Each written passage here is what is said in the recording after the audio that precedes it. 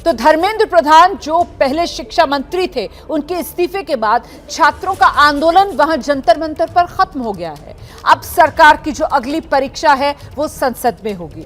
20 जुलाई से आप जानते हैं संसद का मॉनसून सत्र अभी शुरू हुआ, लेकिन 5 दिन में ना तो लोकसभा और ना ही राज्यसभा में कोई कार्यवाही हो पाई। छात्रों के आंदोलन के बाद सरकार को उम्मीद है पेपर लीक पर अब सदन में सुचारू रूप से चर्चा हो पाएगी, क्योंकि शिक्षा मंत्री के इस्तीफे की जो मांग थी विपक्ष की वो अब पूरी हो गई है। लेकिन दूसरी तरफ विपक्ष संसद में सरकार को दबाव में रखने की अपनी अगली रणनीति को धार दे रहा है।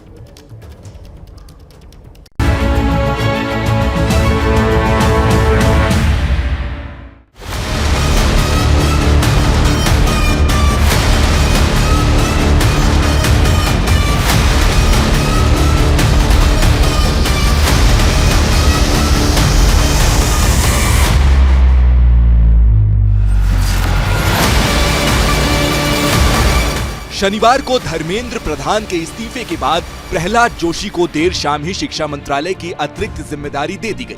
प्रहलाद जोशी ने रविवार को शिक्षा मंत्रालय का अतिरिक्त प्रभार संभाल लिया है। शिक्षा मंत्रालय में इस बदलाव के जरिए सरकार ने छात्रों के गुस्से को फिलहाल शांत कर लिया है।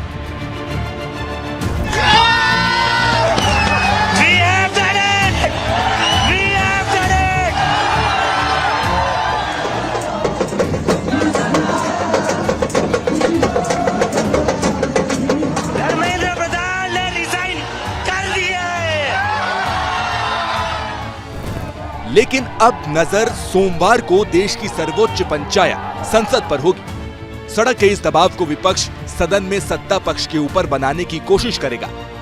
धर्मेंद्र प्रधान के इस्तीफे के बाद लोकसभा में नेता प्रतिपक्ष राहुल गांधी कैमरे के सामने आए और उन्होंने सरकार को 2 मांगे और याद दिलाई।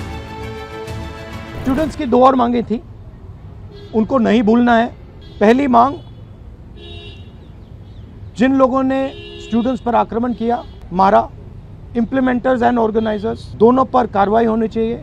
और दूसरी बात, जो मेन ऑपरेटर हैं सिस्टम के, नरेंद्र मोदी जी, उनको हिंदुस्तान के स्टूडेंट्स से अपोलोजाइज करना चाहिए।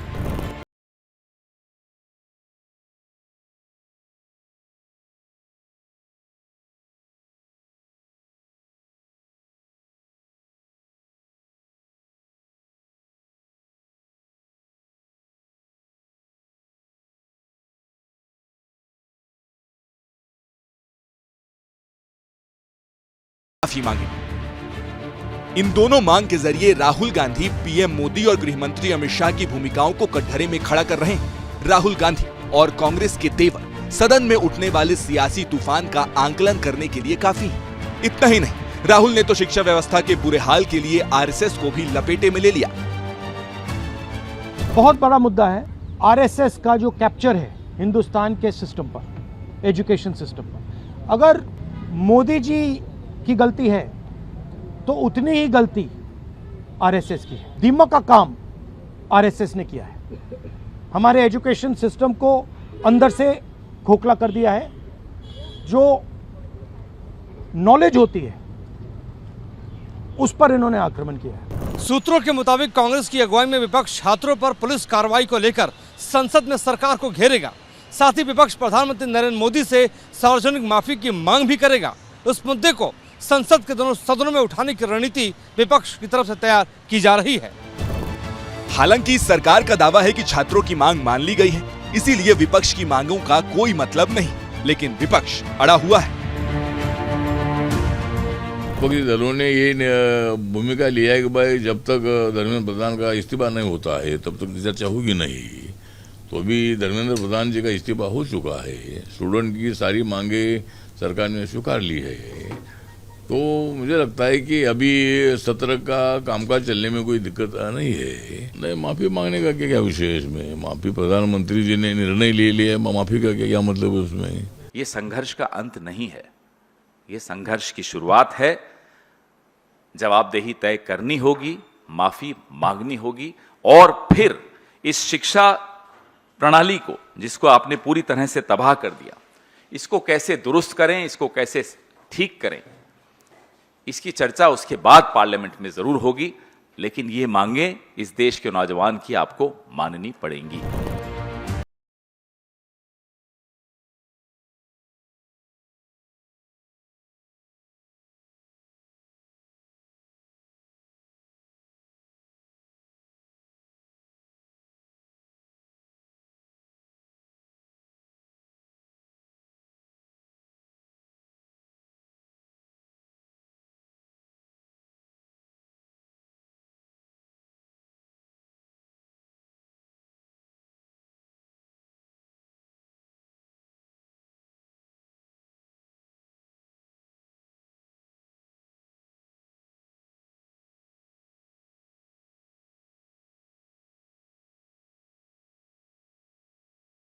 पार्टी का सेंट्रल प्रिंसिपल है कि हम ये जो सवाल हैं, हमारी जो मीटिंग होती है ऑपोजिशन के साथ, उस मीटिंग में हम रेज करते हैं और जो ऑपोजिशन का कंसेंसस बनता है उस पर हम डिसीजन लेते हैं। पार्लियामेंट में that is our discipline, that is our way of functioning. तो आई कैनॉट आंसर दिस।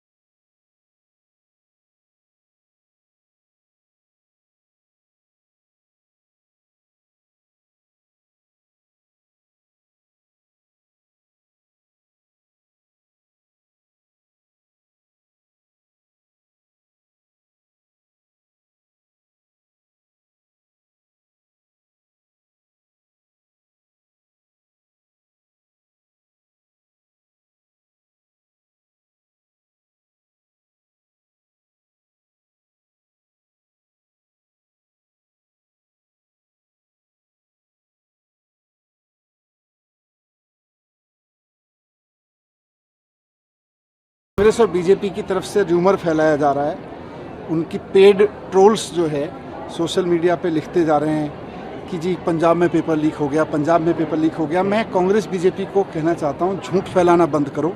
तुम्हारे झूठ के सहारे ही जनता ने तुम्हारी ये स्थिति कर दी है कि एक को कोई पूछता नहीं, दूसरे के शिक्षा मंत्री को रिजाइन करना पड़ रहा है। केवल और केवल झूठ फैलाते हैं, केवल और केवल जुमले फैलाते हैं। मुझे दुख होता है देख के कि ये कभी सच भी बोल लिया करें। किसी एक बच्चे द्वारा नकल करने की असफल कोशिश को ये लोग पेपर लीक कह रहे हैं। इनको एजुकेशन की कोई समझ ही नहीं है।